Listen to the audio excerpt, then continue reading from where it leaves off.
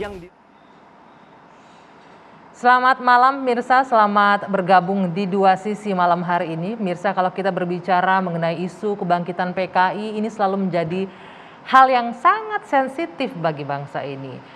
Bahkan jika ada sebuah topik diskusi terkait dengan isu PKI, pasti selalu berujung dengan pro dan kontra, bahkan tidak sedikit juga berujung dengan perdebatan. Nah, baru-baru ini ada pernyataan dari Panglima TNI Jenderal Andika yang menyebutkan mencabut kebijakan larangan keturunan PKI untuk mendaftar di TNI itu dicabut. Ini juga menjadi perhatian publik, bahkan juga menuai reaksi yang beragam. Ada yang mengkritik karena dinilai memaafkan kejahatan PKI, dan mungkin ada juga yang beranggapan bahwa ini merupakan angin segar untuk kembali tumbuhnya paham komunis di tanah air. Dan tidak sedikit juga yang mengapresiasi karena menghilangkan diskriminasi dan juga angin segar untuk rekonsiliasi nasional. Tapi yang tersisa sekarang di masyarakat adalah pertanyaan, ketika keturunan PKI boleh menjadi anggota TNI, setujukah? Ini akan kami diskusikan malam hari ini di Dua Sisi bersama saya, Dwi Anggia.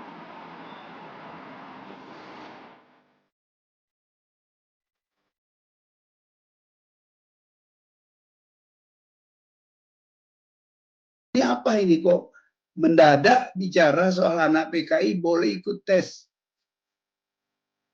Untuk waktu lama itu masyarakat sudah terbiasa dengan perselingkuhan. Kok tiba-tiba sekarang ada perubahan? Sebagian besar masyarakat itu terkejut ketika ada pernyataan Panglima. Terkejut dan bertanya, ada apa ini?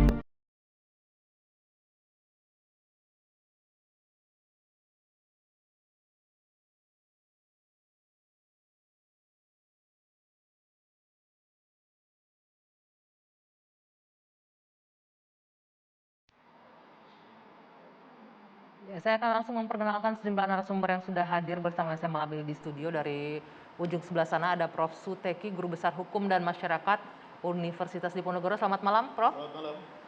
Nanti boleh digunakan mic-nya, Prof ya. Selamat Kemudian malam. ada Bung Mardhani Alisera, politisi PKS. Selamat malam, Bung Mardhani. Malam, Manggi.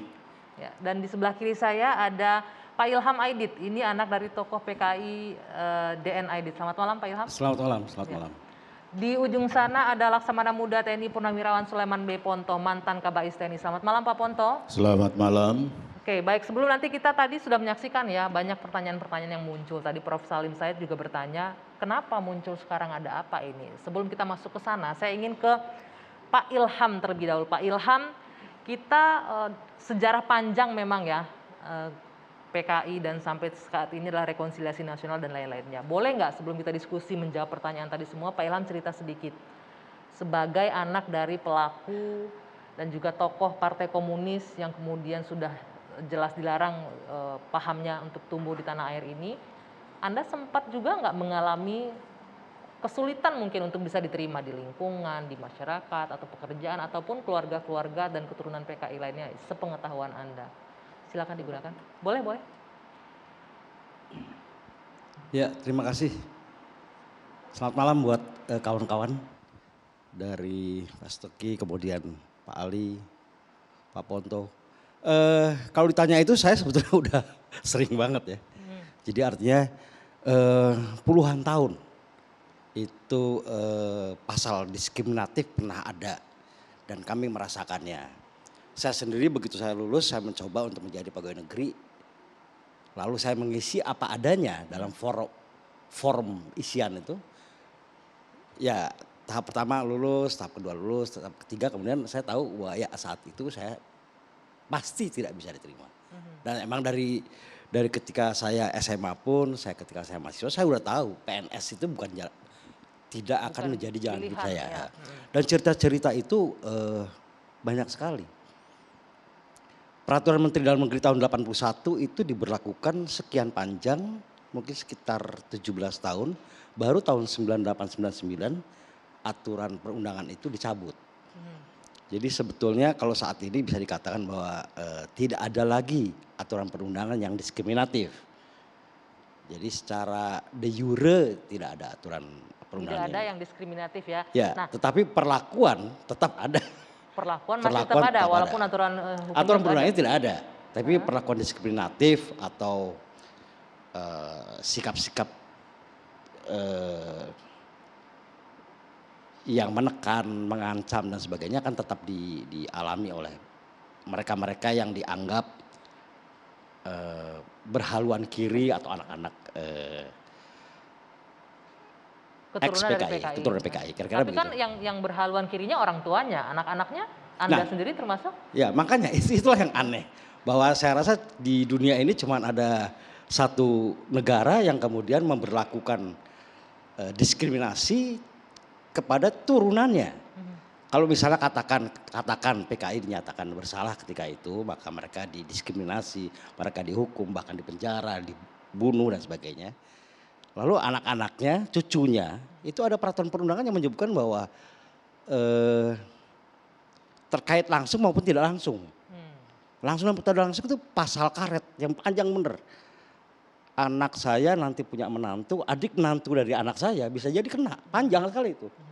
Nah itu yang mungkin hanya terjadi di Indonesia dan menurut saya itu sangat tidak sehat gitu loh. Oke, sangat tidak sehat. Nah, bagaimana kemudian Anda menanggapi pernyataan dari Panglima TNI Andika bahwa cabut itu kebijakan larangan keturunan PKI, tidak boleh lagi tidak boleh mendaftar sebagai anggota ya, TNI itu dicabut sekarang. Ya Tanggapan ada Anda dua gimana? hal ya, saya ingin mengkoreksi soal judul dari pencabutan larangan anak PKI untuk menjadi anggota TNI. Memang aturannya nggak ada, jadi bukan mencabut, cuman Jenderal Andika ini memberikan ketegasan bahwa di TAP MPRS 25 tahun 66 itu memang tidak menyebutkan hal itu. Di TAP MPRS 25 tahun 66 itu hanya menyebutkan tentang pembubaran partai dan pelarangan Paham komunis, ideologi ya. Marxisme dan Leninisme ya. Nah, maksud saya itu yang sebutnya, maksud saya gini, hal baiknya adalah ketika semua orang akhirnya melek bahwa TAP MPRS 2566 itu nggak bicara banyak, bicara itu dua hal aja gitu loh. Selama ini orang pikir bahwa dia bisa melakukan persekusi, dia bisa melakukan tekanan luar biasa kepada mereka-mereka yang diindikasikan menyebarkan ajaran komunisme, dengan selalu mengatakan bahwa kan ada undang-undangnya TAP MPRS. Tapi kalau kita baca betul-betul TAP MPRS 2566 itu sebenarnya cuma dua hal itu, selebihnya tidak ada. Tapi peraturan Menteri Dalam Negeri tahun 81 betul menyebutkan bahwa mereka yang terkait langsung atau tidak langsung dalam peristiwa G30S. Dilarang, tidak bisa. Dilarang, ya? oke. Tapi Jadi kemudian cabut. Sekali lagi pertanyaan saya, respon Anda dengan pernyataan Pak Andika? Gini, saya dan beberapa kawan saya itu tidak euforia karena itu hal biasa banget. Oke. Bahwa memang tidak ada yang istimewa. Yang istimewa adalah Pak Andika ini sekali lagi menegaskan bahwa ingat ada aturan perundangan yang harus kita ikuti. Saya percaya sekali bahwa Pak Andika itu sama sekali bukan orang yang mendukung komunisme. Pasti dia tidak mendukung komunisme atau dia berpihak atau membela PKI. Pasti. Tapi dia cuma bilang bahwa saya adalah orang yang patuh terhadap aturan perundangan. Dan saya minta bawahan saya dan jajaran saya juga mengerti undang-undang dan mematuhinya. Itu yang si hikmah di balik itu adalah kami bergembira bahwa rupanya orang semakin alert, semakin waspada terhadap aturan perundangan. Nggak hajar-hajaran aja, pokoknya TAP MPRS emang jebret. Oke, saya garis bawahi euforianya hanya orang semakin alert, semakin waspada, semakin tahu dengan aturan perundang-undangan seperti Ya TAP bahkan MPRS, sekarang semua ya. orang melototi TAP MPRS 2566 itu apa sih? Baik. Sekarang ada itu Saya hikmahnya. mau ke Prof Suteki terlebih dahulu. Prof, ini kalau Pak Ilham melihatnya biasa saja karena memang selama ini tidak ada tuh, hanya orang salah memaknai gitu aturan TAP MPR 25 atau 66. Kalau Anda melihatnya respon dengan pernyataan Jenderal Andika ini bagaimana? Ada yang perlu dikhawatirkan atau biasa aja? Ya, jadi terkait dengan apa yang disampaikan oleh Jenderal Andika Perkasa itu, saya punya beberapa pernyataan lah di sini. Yang pertama, saya menyatakan bahwa yang disampaikan itu sebenarnya adalah konsumsi untuk internal ya, rapat internal, tetapi kemudian diekspos, diekspos ke luar melalui akun media sosial yaitu akun YouTube-nya. Pak Andika. Menurut saya ini kalau misalnya menjadi sebuah kebijakan, ini tidak etis. Oke. Tidak etis dan cenderung kalau saya nilai ini ya, seolah-olah ingin mencari namanya pencitraan. Pencari pencitraan. Pencitraan. Pencitraan untuk apa ini? Ya, saya tidak tahu apa yang ada di balik itu, tapi kesannya kan ini seolah-olah ingin mencari sesuatu yang lain disampaikan. Sementara dari awal kan memang kita sudah lihat kalau di TAP MPRS nomor 2566 ini memang tidak menyebutkan bahwa anak keturunan PKI itu dilarang untuk mendaftar atau mungkin untuk memasuki jenis pekerjaan yang lain, apakah itu TNI ataupun juga di organisasi atau instansi yang lain. Nah, tapi justru kalau saya lihat ini kan pencitraan yang dimaui itu justru berbalik menjadi citra buruk dan justru apa? Menimbulkan kegaduhan yang saya katakan itu tidak berujung pangkal. Nah, saya kira dalam hal ini saya kira memang untuk hal-hal yang sifatnya itu kebijakan dan itu lebih tepat dibicarakan di posisi internal, sidang-sidang internal, itu mestinya pejabat manapun jangan kemudian mengekspos itu keluar karena itu akan cenderung justru menimbulkan kegaduhan baru. Oke, cenderung menimbulkan kemudian kegaduhan baru. Tahan dulu, nanti yang selanjutnya ada berapa poin tadi? Ada 2-3 poin ya, tapi kita jeda dulu. Oke, kita lanjutkan nanti usai jeda. Dua Sisi kembali sesaat lagi.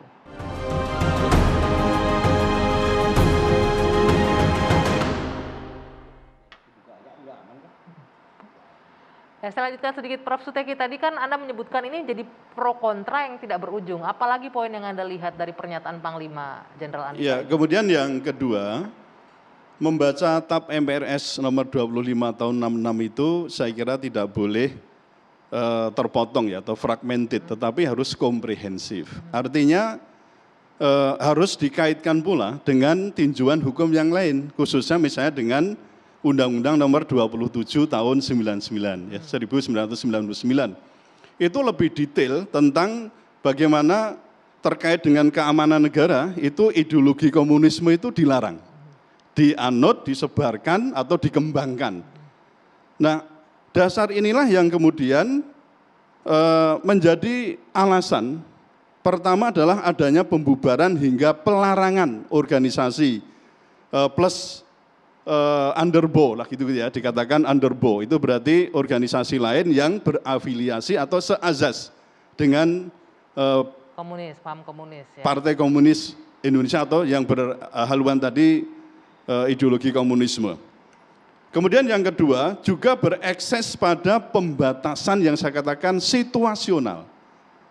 Misalnya dulu itu pernah diusulkan kan di Undang-Undang Pemilu tahun 2003 itu di pasal 60 huruf G, bahwa yang bisa untuk menjadi anggota atau calon anggota legislatif itu terutama adalah yang tidak terlibat langsung atau tidak langsung dengan gerakan 30 September PKI itu. Lalu ini kemudian di tahun yang sama dianulir oleh MK bahwa dinyatakan pasal itu tidak memiliki kekuatan hukum yang mengikat karena itu kan dikatakan bertentangan dengan hak asasi manusia. Ya, jadi kalau kita lihat ekses dari pembatasan situasional itu juga tadi dikaitkan dengan persoalan bagaimana ideologi ini tidak boleh dikembangkan, dianut bahkan kemudian disebarkan. Itu yang ekses dari TAP MPRS nomor 25 tahun 66 itu. Kemudian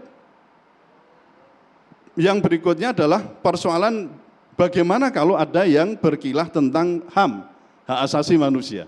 Ini juga penting karena seringkali ketika saya berbicara itu selalu dihadapkan pada pasal 27 Undang-Undang Dasar 1945 yang intinya menyatakan bahwa segala warga negara itu berkedudukan dalam hukum dan pemerintahan, ya berkedudukan sama dalam hukum dan pemerintahan.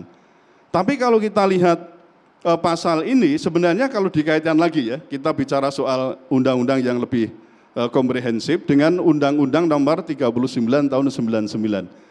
Ternyata HAM itu bisa dibatasi, yaitu dengan menggunakan alasan persoalan karena aspek moral, aspek agama, aspek kemudian keamanan, juga ada aspek keselamatan bangsa. Oke, Prof, sebentar saya potong di situ. Tapi dari pernyataannya Jenderal Andika kan jelas bahwa yang tidak boleh itu kan paham. Kalau mengikuti TAP MPR 66 itu kan paham komunismenya. Ya, sekarang pertanyaannya kan paham itu yang menganut siapa gitu. Kan yang menganut kan yang bersangkutan, artinya yang terlibat langsung atau mungkin tidak langsung. Jadi kita jangan kemudian ngomong, wah apa ada kita mengenal dosa warisan. Memang kita tidak mengenal dosa warisan, tapi namanya ideologi ataupun juga termasuk agama. Itu kan kadang-kadang tergantung dari orang tuanya gitu ya. Oke. Mungkin nanti bisa ditanya langsung kepada Kalau Pak Ilham, Pak apakah Ilham, betul apakah misalnya terpengaruh Pak juga Ilham oleh itu ideologi? termasuk Hah? itu. Terpengaruh ideologi orang tua nggak kalau kita? Iya, ini yang menyangkut? sering disebut apakah seorang anak biologis juga adalah seorang anak ideologis? Sama sekali enggak sebetulnya. Nah, Artinya gini, anak-anak PKI itu bisa aja orang yang sangat setuju dengan Pancasila, kemudian dia paham tentang Pancasila dan dia melaksanakannya dengan baik sepanjang hidupnya gitu. Sebaliknya, seorang anak ulama bisa saja tidak setuju dengan Pancasila. Jadi saya nggak bisa jamin bahwa memang ada kecenderungan anak ideologis, tetapi sebetulnya juga menurut saya jangan kemudian anak-anak itu dihukum untuk sesuatu yang dia tidak lakukan. oke. Apa yang saya lakukan terhadap apa yang terjadi? Ya sedikit tadi saya Sedikit pun katakan, maka pembatasannya adalah situasional. Oke. Artinya kita melihat perkembangan, apakah misalnya ideologi komunisme era sekarang misalnya masih dianggap ini bahaya laten. Kemudian kalau dibiarkan bisa menyusup ke semua lini, kira-kira apa yang terjadi? Apalagi yang kita bicarakan sekarang adalah TNI sebagai pertahanan negara. Ini. Nah itu kalau misalnya dimasuki, kemudian maaf ya Pak Ilham ya, kemudian di situ juga banyak yang duduk di perwiranya, apalagi sampai Panglima misalnya, itu berhaluan komunisme, kira-kira kita punya kekhawatiran itu wajar nggak? Oke, sebentar. Oke, sebentar. Saya salah sedikit aja. Hah? Tadi disebutkan situasional. Tetapi kemudian aturan perundangannya sifatnya tetap. Itu kan kacau. Ya, itu juga sesuatu yang harus dipikirkan. Kemudian ya kita percayalah bahwa TNI punya mekanisme seleksi yang ketat. Bahkan saya ingat kata-kata dari Mahfud MD bahwa ingat loh, TNI itu juga punya sebuah alat yang Alat untuk canggih mendeteksi. Oke, yang ini mendeteksi ada- kecenderungan. Ada nih mantan Kabais ini yang tahu persis ini Pak Ponto. Pertama ada beberapa nih Pak Ponto, tanggapannya dengan pernyataan Jenderal Andika seperti apa? Kemudian nanti menjawab emang ada alat untuk mendeteksi paham dan ideologi orang di dalam tubuh TNI itu seperti apa Pak Ponto? Jawab Silakan. sekarang. Jawab sekarang. Kalau besok ntar udah habis waktu. Jadi kalau tadi apa Pak Ilham sudah sampaikan, enggak ada itu barang itu. Apa yang mau dicabut? Barang itu dari dulu, inilah TNI ini majunya bukan main. Tidak pernah TNI melarang Barang ini, sebentar, barang ini nggak ada aturannya maksudnya Tidak tadi ya? ada, Nggak tidak aturan ada dicabut itu. larangan anak anggota keturunan PKI masuk tentara, nggak ada. Oke, sebentar. Sebelum kita lanjutkan, boleh nggak kita putar kembali bagaimana suasana rapat itu ya? Ya. Karena Mayor ini menyebutkan poin keempat, salah satunya adalah anak PKI begitu. Kita Oh, boleh ya, diputar coba kembali ke biar Mayornya. jelas duduk diskusi kita. Kolonel. Ya, kolonelnya ya. Coba Betul. kalau kolonel. TPRS nomor 2566. 1. Menyatakan PKI sebagai organisasi terlarang. Tidak ada kata-kata underbow segala macam. Menyatakan komunisme, Leninisme, Marxisme sebagai ajaran terlarang. Itu isinya. Ini adalah dasar hukum. Ini legal ini. Tapi tadi yang dilarang itu PKI. Oke, satu. Kedua adalah ajaran komunisme, Marxisme, Leninisme. Itu yang tertulis. Keturunan ini melanggar TAP MPR apa? Dasar hukum apa yang dilanggar sama dia? Tidak ada. Jadi jangan kita mengada-ada. Saya orang yang patuh peraturan perundangan. Ingat ini. Kalau kita melarang, pastikan kita punya dasar hukum. Zaman saya tidak ada lagi keturunan dari apa, tidak. Karena apa? Saya menggunakan dasar hukum. Oke, tadi sebutkan kalau kita melarang, artinya ada larangan itu kan di dalam aturan. Ada. Jadi Saya nggak gini. tahu tertulis atau tidak tertulis di dalam. Lihat itu. jawabannya kolonel itu kan. Anak PKI. Memang bahasa di kita itu untuk mempercepat itu pendek aja anak PKI. Sudah selesai, udah. Ini karena jenderal yang nanya nih ya Pak kalau Ponto ya. bintang 4 ya yang nanya kolonel. Kita lihat pernyataan Pak Tri juga sama. Anak keturunan PKI tidak boleh. Ya memang kita seperti itu. Tapi aturan itu kan tidak ada dan kita tahu itu tidak ada. Tapi bahasa di dalam ya seperti itu. Makanya disampaikan tadi. Kalau bahasa di dalam keluar ya ini jadinya. Memang tidak boleh kita terbuka ya boleh tapi jangan telanjang lah ya. Kan ini jadinya. Jadi memang tidak ada aturan itu. Kalau jawaban begitu memang jawaban kita di dalam begitu, tapi maunya dia itu bukan anak PKI, keterpengaruhan terhadap paham. Nah paham itu mulai EK, EKI, ELA, semua paham itu ada di situ. Ekstrim kanan. Kanan, ekstrim kiri, ekstrim lainnya yang ingin merdeka segala macam itu. Pertanyaan selanjutnya, bagaimana untuk mengetahui orang itu punya paham? Oh, ada alat-alatnya kan ada, kita punya alat itu. Dan untuk memeriksa itu, melihat itu bukan hanya waktu tes aja. Tes dilaksanakan, begitu dia mau naik tingkat dilaksanakan, dia mau naik pangkat dilaksanakan, penempatan dilaksanakan. Tiap hari iseng-iseng dicek terus. Oke, artinya, jadi itu waskat terus menerus. Pak Ponto, artinya kekhawatiran Prof. Suteki bahwa nanti keturunannya bisa saja terpapar itu tidak perlu dikhawatirkan gitu? Loh kita tidak pernah siapapun mau keturunannya, maka saya bilang kita tidak pernah berbicara keturunan siapa. Siapa saja yang akan masuk di tentara itu sama perlakuannya. Oke, tidak gitu. hanya keturunan PKI ya, tapi ada. semuanya. Mau siapa aja. Oke, nanti jadi saya mau... tidak ada, nah ada kan kata lagi bersih lingkungan. Bersih lingkungan itu bukan bersih karena anak PKI, bersih dari pengaruh paham komunis paham itu. Okay. Tapi itu kan kita yang tukang tes.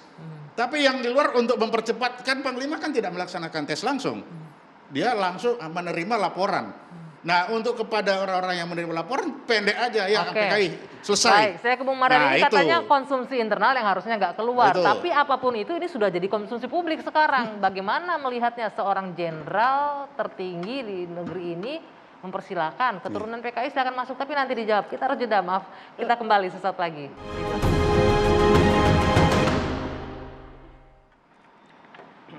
Kita lanjutkan dua sisi, Bung Mardhani silakan dijawab tadi. Bagaimana ini kalau sudah dibahas di awal nih kayaknya ada salah miskomunikasi internal jangan sampai keluar. Terus kemudian ini jadi masalah karena yang ngomong adalah Panglima tertinggi di negeri ini memperbolehkan keturunan PKI masuk TNI. Ya, bismillahirrahmanirrahim. Anggi, tentu ada 3 faktor nih yang membuat ini menjadi quote and unquote viral dan terus bergulir. Yang pertama yang bicara Panglima. Dengan setting yang quote and unquote agak dramatis ya. Dan unsur dramatisnya lebih-lebih disampaikan melalui akun Panglima personal. Yang kedua TNI yang selama ini dipersepsi oleh publik sebagai penjaga garda terdepan NKRI dan Pancasila melawan PKI. Nah yang ketiga ini yang buat saya problem. Disampaikan dalam fragmen yang sangat terputus-putus dan tidak ada unsur edukasinya. Padahal temanya menarik. Ya. Biar kita menjadi bangsa yang dewasa, akan sangat baik kalau ini dibuka dengan perspektif yang lebih luas, lebih dalam, mengundang beberapa pakar. Saya setuju dengan Pak Sulaiman.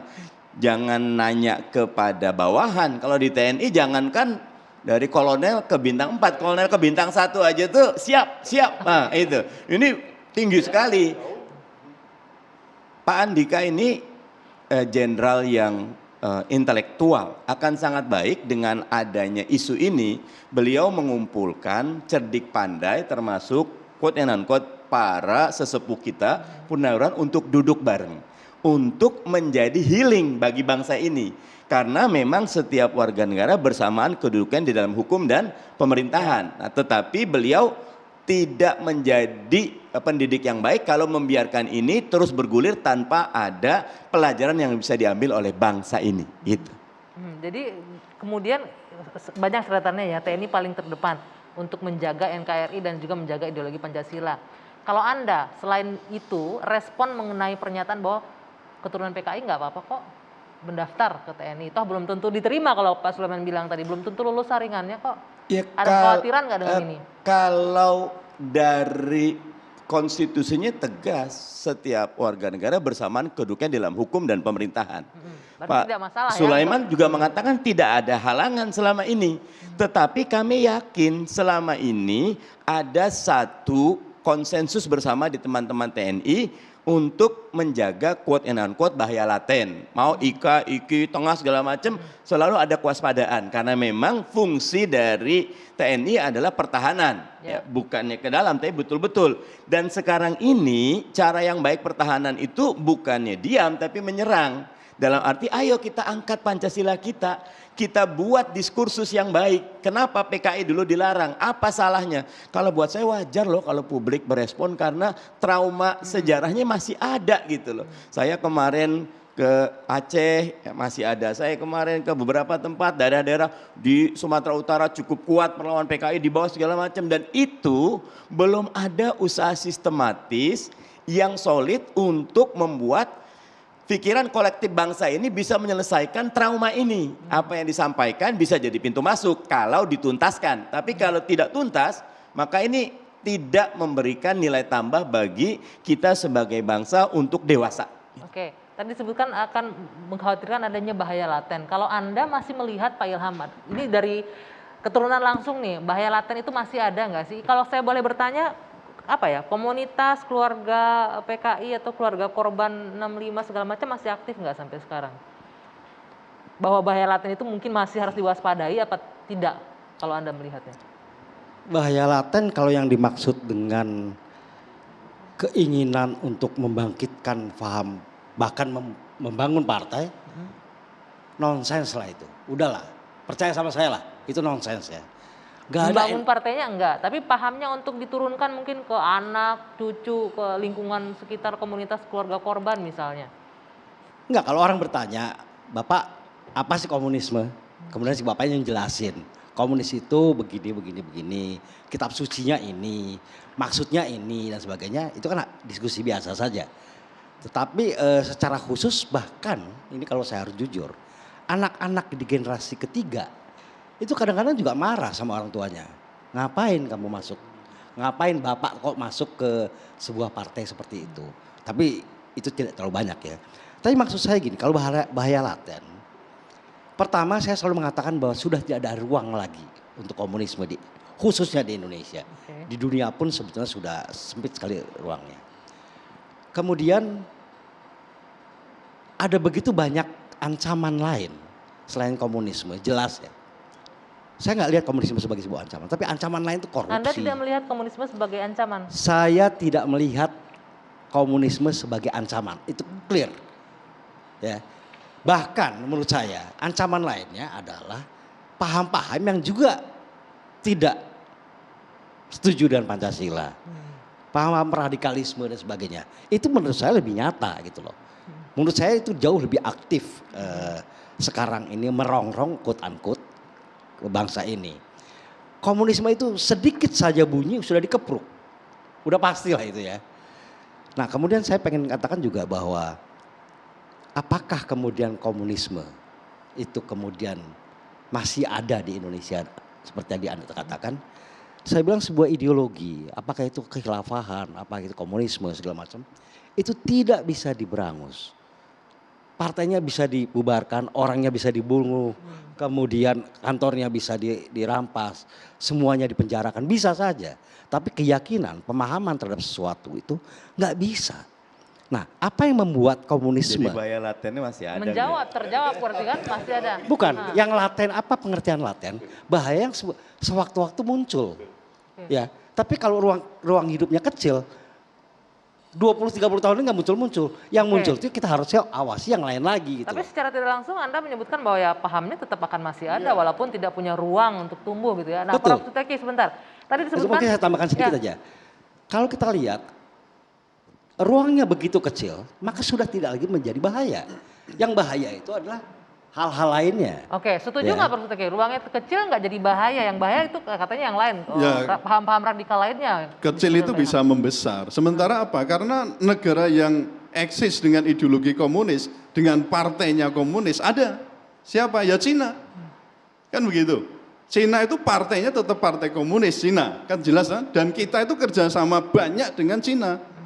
Kira-kira bagaimana? Mungkin enggak dengan kerjasama itu kemudian ideologi itu masuk ke kita. Peluang yang kecil itu bisa membesar kalau kita tidak waspada, kan begitu. Karena karakter apa? Karakter yang diktator, kemudian sistem pemerintahan yang tadi saya senang mempersekusi misalnya kelompok agama, terus kita ngomong Islam ya. Yang sering dituduh radikal itu siapa? Kan ya kelompok Islam. Lah apa itu adil gitu loh. Saya katakan juga apa itu adil? Yang dikejar-kejar justru malah kelompok Islam. Sementara saya katakan saya mencatat itu ada 6 ya, ada 6 kebijakan publik yang itu justru saya katakan memoderasi komunisme itu. Jadi seolah-olah itu tadi mungkin Mbak ya ada permisivisme, kemudian ada pelunakan di situ. Saya catat yang pertama ini upaya untuk mencabut TAP MPRS nomor 25 tahun 66 itu sejak zaman pemerintahnya Gus Dur. Kemudian yang kedua, itu waktu kita menyusun, ya waktu DPR dan Presiden menyusun RUU HIP, itu juga tidak mencantumkan, bahkan menolak itu TAP MPRS nomor 25 tahun 66 itu dijadikan sebagai konsideran. Itu yang kedua. Yang ketiga, penerbitan SKKPH oleh Komnas HAM bagi ex-PKI itu sudah ribuan, saya catat ada ribuan yang sudah diberikan.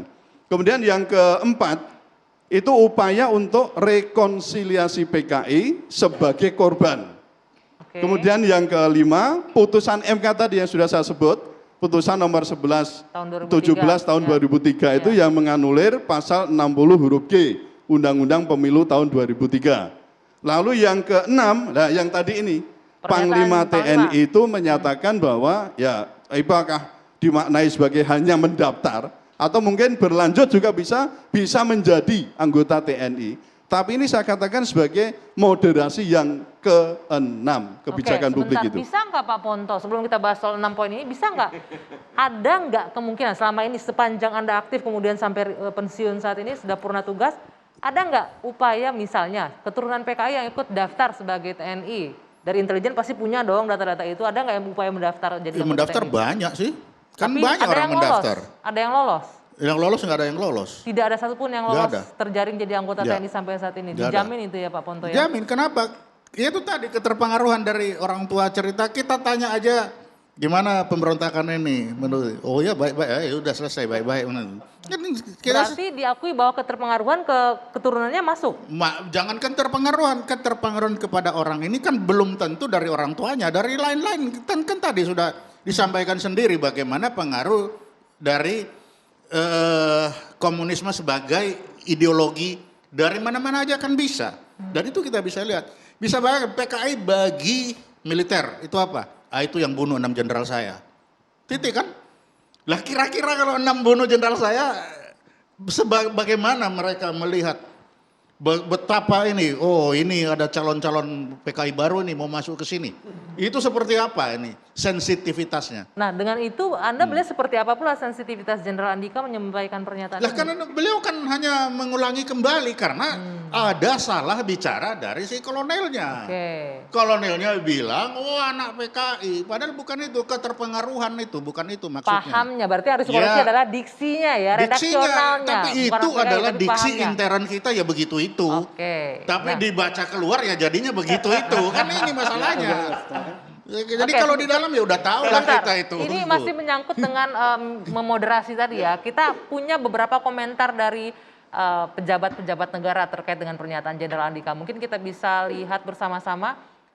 Yang pertama ini Pak Mahfud MD menyampaikan syarat-syarat misalnya ya untuk masuk untuk ikut jadi caleg, untuk jadi kepala daerah dan semuanya kan sudah tidak pakai syarat-syarat itu. PNS juga sudah tidak pakai itu, udah lama. Tidak apa-apa. Jadi TNI bukan yang pertama. Kalau Mahkamah Konstitusi dulu berani sekali membuat keputusan untuk jabatan politik boleh. Gitu.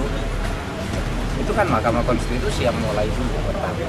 Ada TNI itu hebat loh, punya alat tes untuk tahu kecenderungan orang itu kemana. Itu ada alatnya dan itu ilmiah. Oke, kemudian juga ada kutipan pernyataan mungkin bisa dihadirkan screen grabnya nanti. Pak Ponto ingin mengomentari pernyataan Pak Mahfud tadi? Itu kan pas punya alat tes. Jadi kalau TNI itu sudah duluan saya kira dari PNS itu. Undang-Undang 34 2004 persyaratan masuk TNI kan enggak ada itu larangan anak-anak itu. Saya mendaftar tahun 73 enggak ada juga itu. Jadi itu bukan barang baru itu. Sudah kita laksanakan. Tapi alat tes itu ada. Oke, nanti kita lanjutkan perbincangan ini. Kita harus jeda dulu sejenak. Dua Sisi kembali sesaat lagi.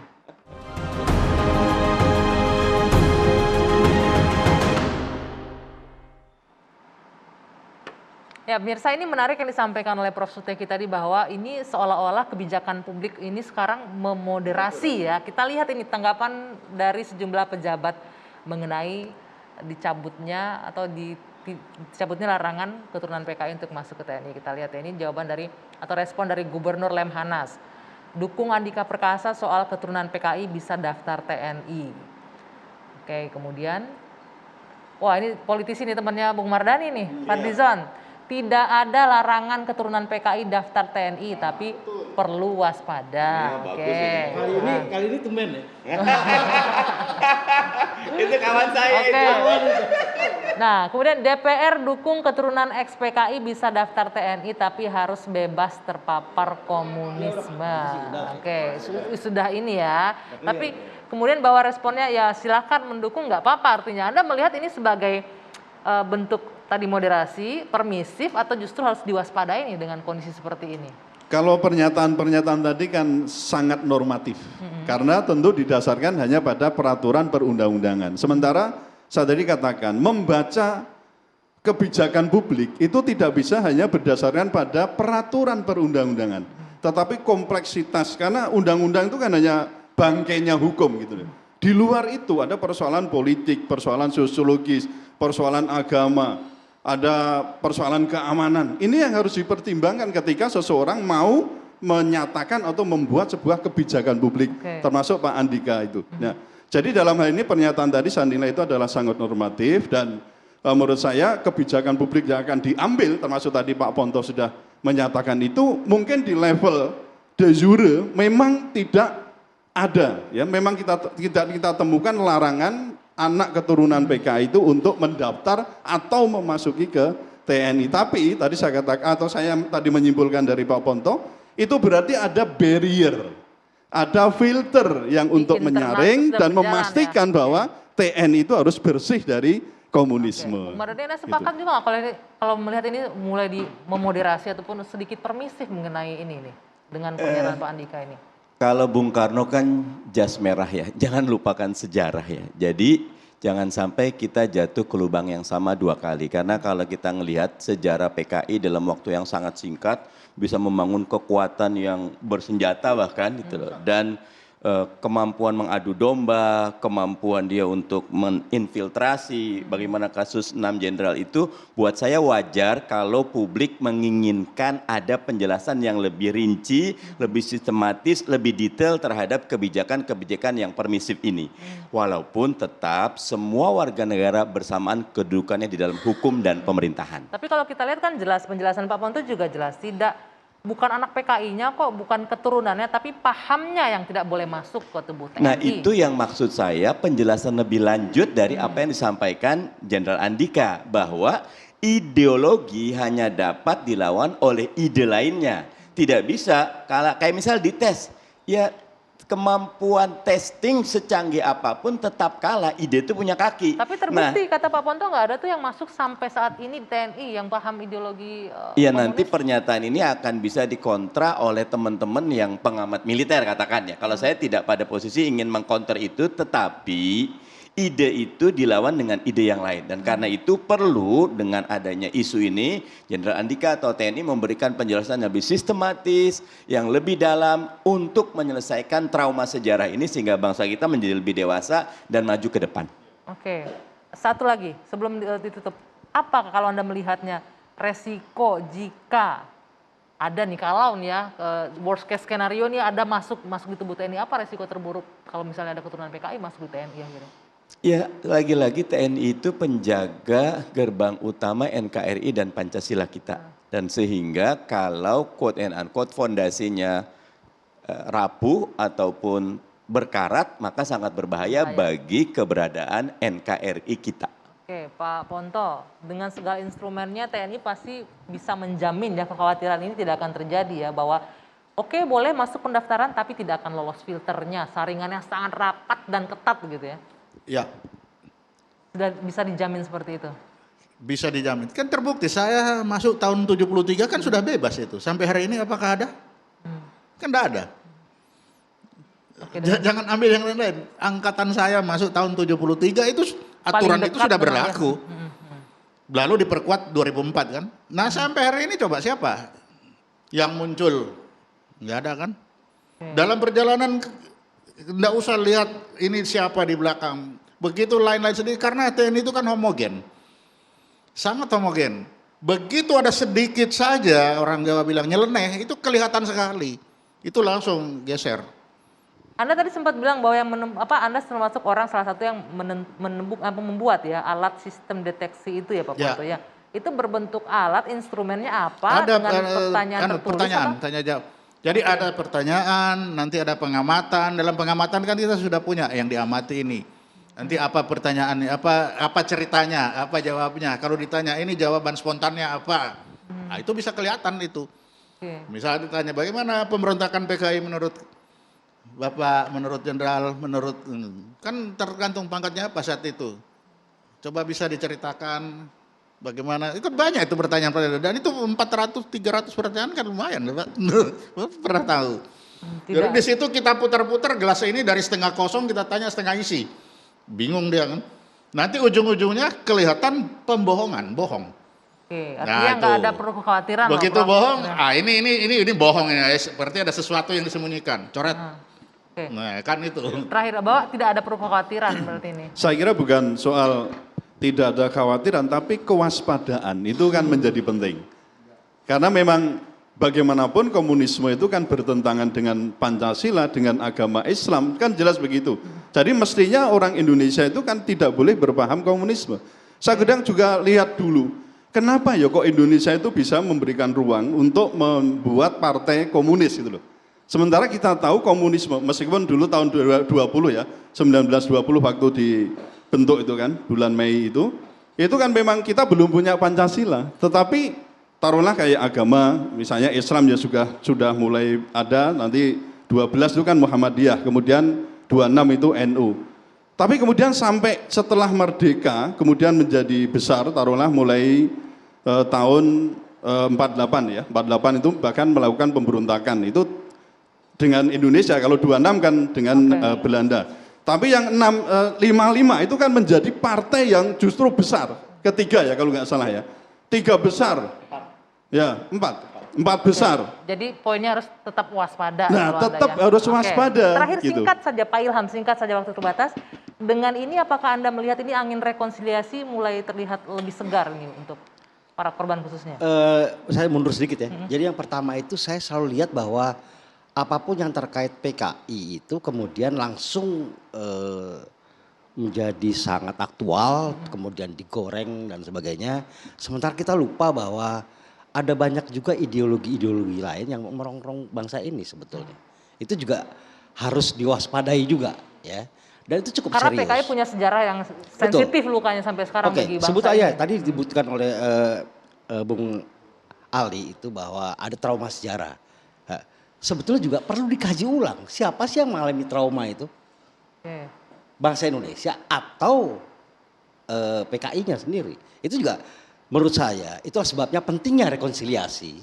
Karena dalam rekonsiliasi itu juga prasyarat utama yang pertama adalah mengkaji ulang. Kemudian pelurusan sejarah. Kemudian ada public remorse. Baru kemudian ada rehabilitasi dan sebagainya. Urutannya kita kira begitu. Tapi poinnya begini bahwa sekali lagi ini mengingatkan bahwa rekonsiliasi nasional itu harus segera diwujudkan. Sesusah-susahnya lakukan sebaik-baiknya. Baik, sayang sekali waktu kita sudah habis. Bapak-bapak sekali lagi terima kasih, Pak Ponto terima kasih, Pak Ilham terima kasih, Bang Mardhani terima kasih, Prof. Suteki terima kasih. Mudah-mudahan apapun itu pernyataan dari Jenderal TNI, kita berharap semua orang memang untuk mengakomodir bahwa semua orang punya hak yang sama. Tapi harga mati NKRI dan tidak ada ruang untuk komunis untuk bisa berkembang lagi di tanah air. Kita sepakat untuk satu hal itu ya. Saya Dwi Anggia, saya akhiri 2 sesi malam hari ini. Selamat malam, sampai jumpa.